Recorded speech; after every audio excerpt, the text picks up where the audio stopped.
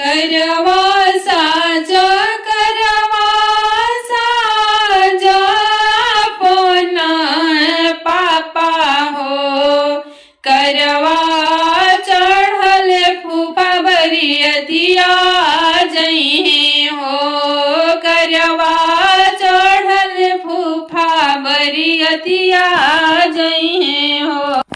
लिखी लिखी चिट्ठिया बबुआ तोर फूफा के भेजनी हो। तब फूफा जी ना बरियतिया जाइब हो। तब तोहर फूफा रूसनवा पसर ले हो। तब फूफा ना बरियतिया जाइबी हो। कौने गुनवा फूफा रूसी गईले हो। फूफा हमहु मनाई लेबो। फूफा हमहु मनाई लेबो।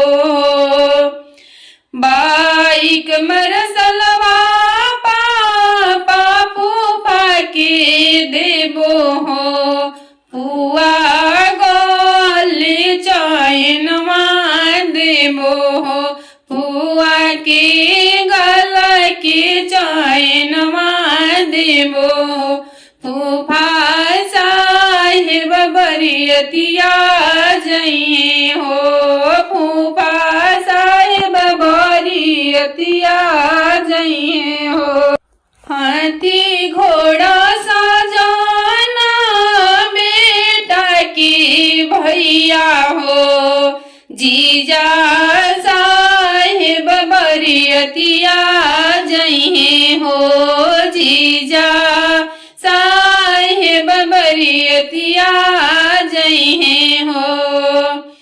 लिखी लिखी चिट्ठिया बबुआ जीजा के दिहनी हो। जीजा नहीं बरियतिया जाइब हो। तब जीजा ना अइबो करबी हो।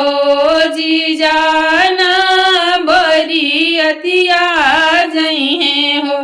कौने करनवा जीजा रूसी गईले हो।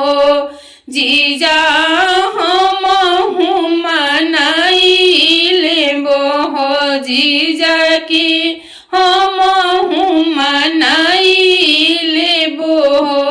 चढ़ने के करवा हमहु जीजा के देबो हो। दीदिया की गटा की कंगना हो। भैनावा के चैनवा देबो हो।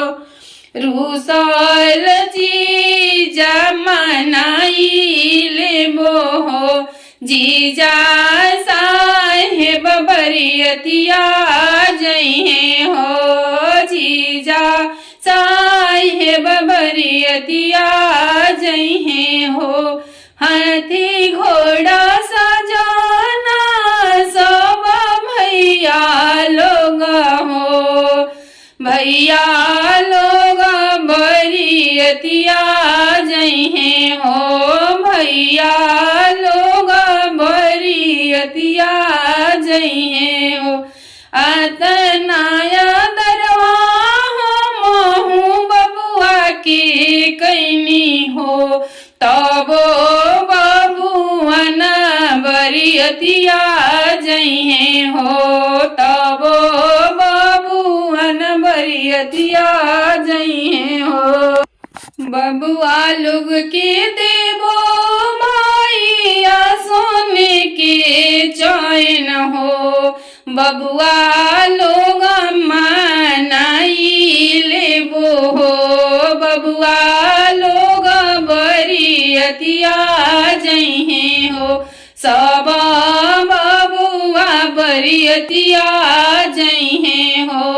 सब बबुआ बरियतिया जइहे हो।